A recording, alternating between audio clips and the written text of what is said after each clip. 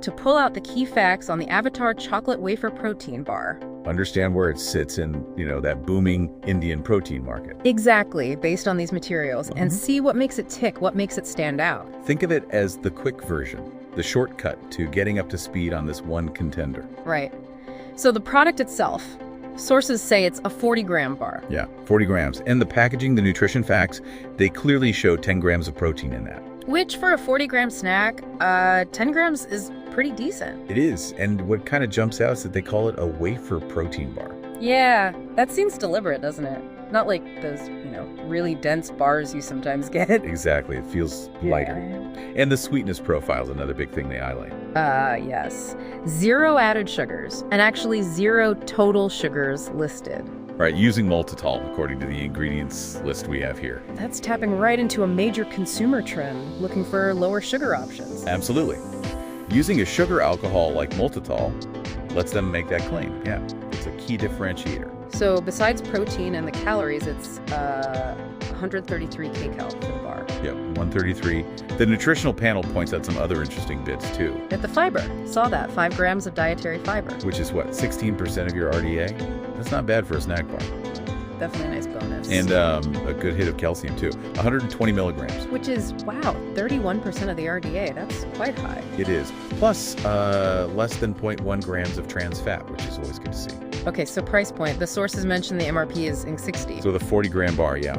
Works out to, what, 1.5 rupees per gram? 1.5 per gram. How does that, position it? Well, within that protein snack category, especially with the 0 sugar thing and the wafer format, it seems pretty accessible. Not super premium, not bargain basement. Makes sense. The sources also clearly list the allergens. Milk, gluten from wheat, and soy.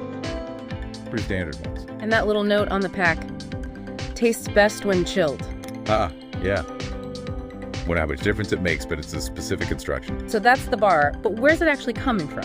Parag Milk Foods, right? Yes, exactly.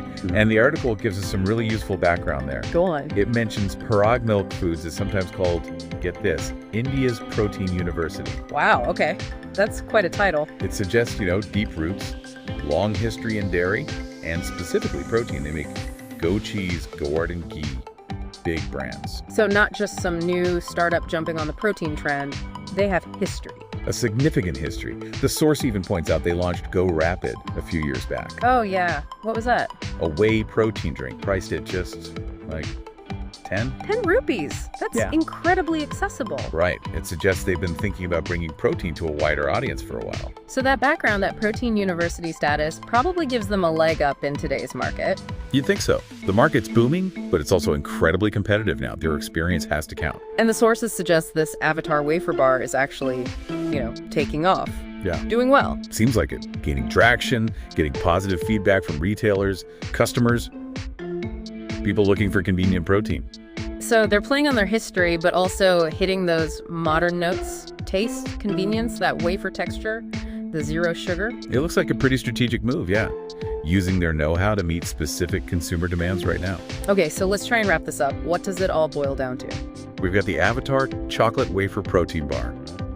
40 grams. 10 grams protein, 133 kcal. It's a wafer, not dense. 0 added sugar, 0 total sugar, sweetened with maltitol. Decent fiber, 5 grams. Good calcium, 120 milligrams.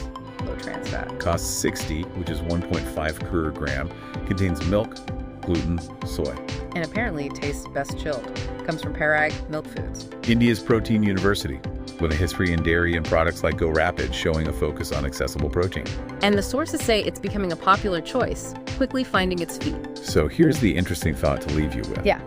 In this really fast-growing, super competitive Indian protein market, does this combination, a company with deep dairy roots, focusing on taste, that lighter wafer texture, and hitting that 0 sugar sweet spot with alternatives, does that represent the next wave? Is this the formula for making protein snacks truly mainstream and appealing for you? Yep. What really jumps out to you after hearing all this?